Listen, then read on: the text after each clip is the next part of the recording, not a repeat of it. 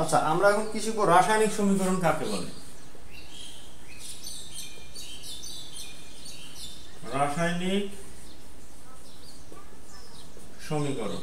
রাসায়নিক সমীকরণ কাকে বলে? রাসায়নিক বিক্রিয়াকে সংক্ষেপে উপস্থাপন করার জন্য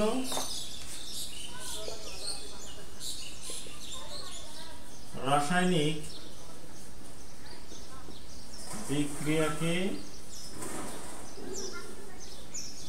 সংক্ষেপে উপস্থাপন করার জন্য রাসায়নিক সমীকরণ ব্যবহার করা হয়। অর্থাৎ রাসায়নিক সমীকরণ হলো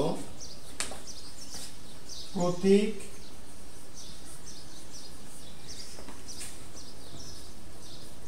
সংকেত ও চিহ্ন দ্বারা রাসায়নিক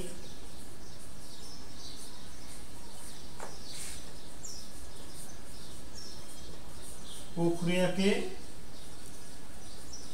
সংক্ষেপে প্রকাশ করা হয়।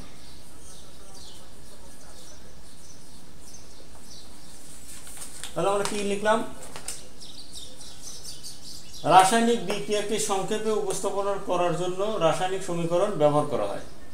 অর্থাৎ রাসায়নিক সমীকরণ হলো প্রতীক, সংকেত ও চিহ্ন দ্বারা রাসায়নিক প্রক্রিয়াকে সংক্ষেপে প্রকাশ করার মাধ্যম।